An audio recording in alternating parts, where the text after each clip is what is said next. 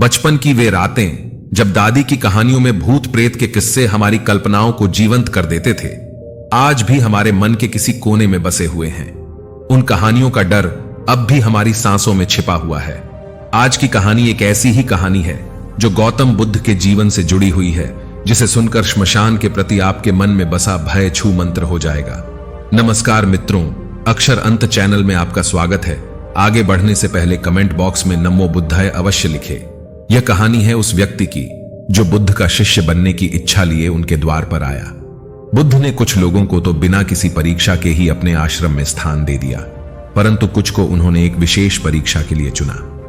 उन्हें दिया गया कार्य था एक रात श्मशान में बिताना। ये तो हम सभी जानते हैं, गौतम बुद्ध के हर कार्य, कथन और आदेश के पीछे एक गहन शिक्षा का मर्म छिपा होता था। तो आइए चलते हैं गौतम बुद्ध की इस कहानी के मर्म को समझते हैं और इसे हमारे जीवन में उतारते हैं।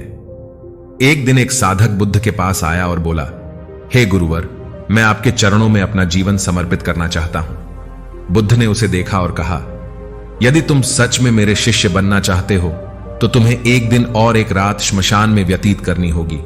वहां जो कुछ भी तुम देखोगे, जो कुछ भी अनुभव करोगे, उसे मुझे आकर बताना होगा।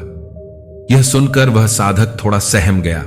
उसकी आवाज में कंपन था जब उसने कहा, गुरुदेव, दिन के उजाले में तो सब ठीक है, पर रात के अंधेरे में श्मशान में रहना यह तो बहुत ही भयानक होगा। बुद्ध ने पूछा, कैसा भयानक? क्या डर है तुम्हें? साधक ने उत्तर दिया, वहां भूत प्रेत होंगे, वे मुझे पकड़ लेंगे, मुझे कष्ट पहुंचाएंगे। बुद्ध ने उसकी आंखों में देखा और कहा, क्या तुमने कभी भूत को देखा है? साधक ने कहा, नहीं, परंतु मैंने सुना है और देखा है कि कैसे भूत लोगों को परेशान करते हैं।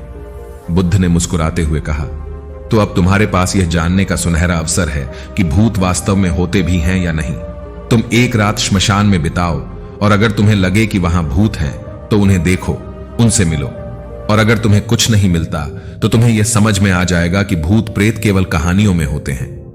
साधक ने बुद्ध की बातों को मनन करते हुए स्वीकार किया और कहा, ठीक है गुरुदेव, मैं तैयार हूं। मैं श्मशान में पूरा दिन और रात बिताऊंगा। बुद्ध ने उसे आशीर्वाद दिया और कहा, जाओ, स्नान करो, भोजन करो और आराम करो।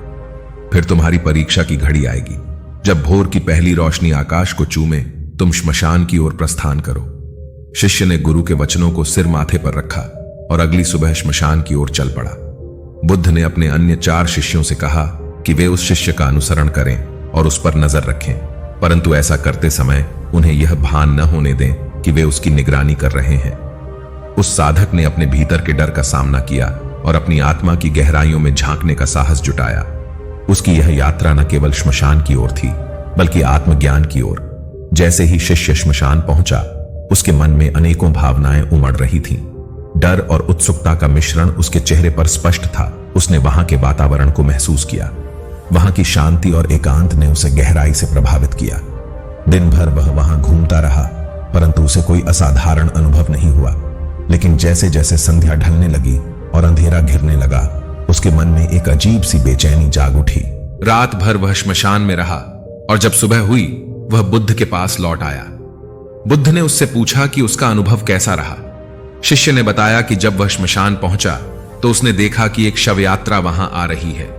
उसने देखा कि शवयात्रा में शामिल लोगों की भावनाएं विविध थीं। कुछ दुखी थे, कुछ सामान्य और कुछ प्रसन्न। उन्होंने सुना कि लोग मृत व्यक्ति की प्रशंसा कर रहे थे, उसे भाग्यशाली बता रहे थे। उसके बाद मृतक के पुत्र ने अपने पिता को मुखाग्नि दी। जैसे जैसे चिता जलती रही, लोग वहां से एक एक करके चले गए। फिर 2 और शवयात्राएं आईं, एक अमीर व्यक्ति की जिसकी चिता फूलों से सजी थी और दूसरी एक गरीब व्यक्ति की जिसकी चिता साधारण थी। अमीर व्यक्ति की चिता चंदन की लकड़ी पर जली, जबकि गरीब व्यक्ति की चिता साधारण लकड़ी पर। अंत में जब दोनों चिताएं जलकर राख हो गईं, तो शिष्य ने देखा कि श्मशान घाट फिर से शांत हो गया था। बुद्ध ने अपने शिष्य से पूछा, तुम्हारे अनुभव क्या रहे? तुमने क्या सीखा? शिष्य ने उत्तर दिया, गुरुवर, मैंने देखा कि जीवन और मृत्यु की चिताएं एक समान होती हैं। जलते हुए शरीर अंत में राख में परिवर्तित हो जाते हैं और वह राख भी एक जैसी ही होती है। फिर एक दुखद दृश्य उपस्थित हुआ, जहां एक महिला का अंतिम संस्कार हो रहा था। उसके पति का हृदय शोक से भरा हुआ था और वह अपने आंसुओं को नहीं रोक पा रहा था। उस दुखी आत्मा के साथ आए अन्य लोग भी उसके दुख में साझीदार बन रहे थे, उसे ढाढ़स बंधा रहे थे। वहां उपस्थित ज्ञानी लोग जीवन के गूढ़ रहस्यों पर चर्चा कर रहे थे। उनके शब्दों में गहराई थी, जैसे कि जीवन का अंतिम सत्य यही श्मशान है और हमें अपने जीवन को परोपकार और मानवता के साथ जीना चाहिए। उन्होंने कहा कि हमें अधर्म, कर्म और पाप से बचना चाहिए और कभी भी किसी को कष्ट नहीं देना चाहिए। उन्होंने यह भी कहा कि हम अक्सर धन और सुख सुविधाओं के पीछे भागते हैं, लेकिन अंत में यह सब यहीं छूट जाता है। उस रात श्मशान घाट पर कोई नहीं आया और बुद्ध ने पूछा कि क्या मुझे कोई भूत दिखा। मैंने उत्तर दिया कि नहीं, मुझे कोई भूत नहीं दिखा, लेकिन मैं पूरी रात अपने ही भय से घिरा रहा। हवा में हिलते पत्तों और जीव जंतुओं की आवाज से मेरा हृदय डर से कांप उठता था। तब बुद्ध ने कहा, तुम्हें अब आश्रम में जाकर आराम करो और अगले दिन तुम्हें फिर से श्मशान में एक रात बितानी होगी। इस पर उस व्यक्ति ने कहा, गुरुवर, मैंने आपके कहने पर पहले ही एक रात वहां बिताई है और अब मुझे दोबारा वहां जाना होगा।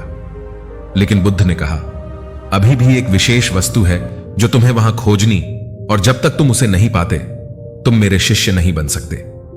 उसने स्वीकार किया और अगली सुबह बुद्ध का आशीर्वाद लेकर फिर से श्मशान घाट की ओर चल पड़ा। इस बार जब वह वहां रात बिताकर लौटा तो उसकी आंखों में एक नई चमक थी, जैसे कि उसने जीवन के असली अर्थ को खोज लिया हो। बुद्ध ने उससे पूछा, क्या तुम्हें वह मिल गया जिसकी तुम खोज कर रहे थे? व्यक्ति ने उत्तर दिया, हां गुरुदेव, मुझे वह मिल गया। बुद्ध ने फिर पूछा, तुम्हें क्या मिला? व्यक्ति ने कहा, मुझे जीवन का सच्चा अर्थ समझ में आ गया। उसने बताया कि उसने एक दृश्य देखा जहां लोग उसे एक वेदी की ओर ले जा रहे थे। 4 लोग उसे कंधे पर उठाए हुए थे और पीछे चल रहे लोग विलाप कर रहे थे। उसके पिता वेदी के सामने चल रहे थे और कुछ लोग राम नाम सत्य का जाप करते हुए उस पर फूल बरसा रहे थे। उसने देखा कि कुछ लोग दुखी थे, जबकि कुछ सिर्फ दुखी होने का अभिनय कर रहे थे।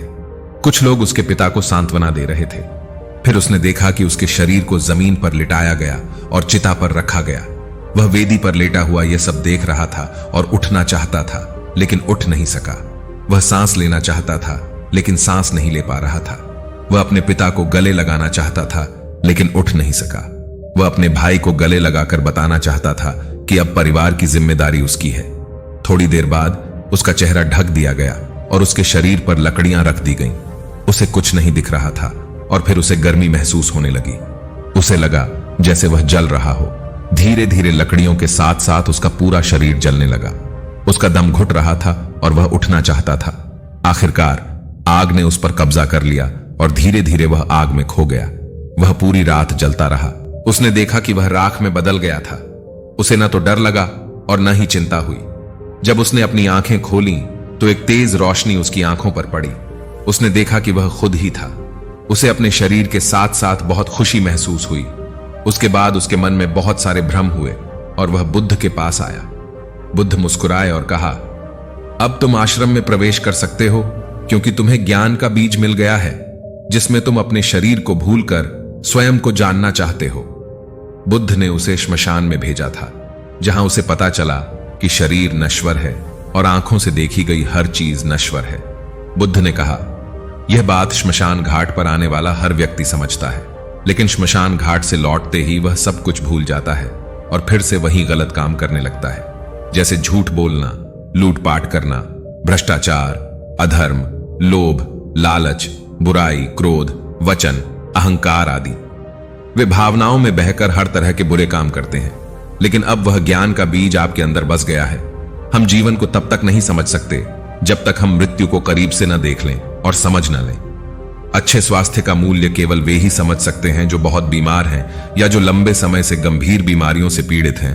वे ही अच्छे स्वास्थ्य का मूल्य समझ सकते हैं। इसी प्रकार जीवन के महत्व को केवल वही लोग समझ सकते हैं जिन्होंने मृत्यु का सामना किया है या जिन्होंने मृत्यु को समझ लिया है, इसका एहसास कर लिया है। अब आपको इस बीज को अपना लक्ष्य बनाना है और ध्यान की मदद से खुद को और अधिक जानना है, और तुम्हें ज्ञान की उस सीमा तक पहुंचना है जिसके बाद कुछ नहीं बचता, न कोई इच्छा, न कोई लोभ। मन सभी विचारों से मुक्त है। सब कुछ शून्य में स्थिर हो जाता है। मन में जिज्ञासा का बीज शांत हो जाता है और ज्ञान शांति में बदल जाता है। इस तरह परम शांति, सुख, शांति और अनुभव की शुरुआत होती है। इस अद्भुत अनुभव के बाद वह व्यक्ति बुद्ध के आश्रम में प्रवेश कर गया और अपने जीवन को एक नई दिशा देने के लिए तैयार हो गया। उसने जीवन और मृत्यु के बीच के संबंध को समझा और जीवन के गहरे अर्थ को जानने की ओर अग्रसर हुआ।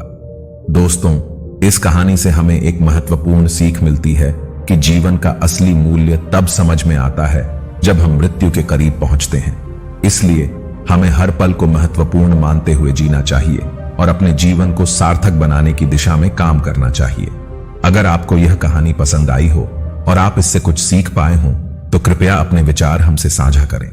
अपने अनुभव और सीख को कमेंट बॉक्स में लिखकर हमें बताएं। और अगर आप हमारे चैनल पर नए हैं तो कृपया सब्सक्राइब करना ना भूलें ताकि आपको ऐसे ही ज्ञानवर्धक वीडियो मिलते रहें। और हाँ, ओम नमो बुद्धाय नमः का जाप करना ना भूलें। यह जाप आपको आंतरिक शांति और सद्बुद्धि प्रदान करेगा।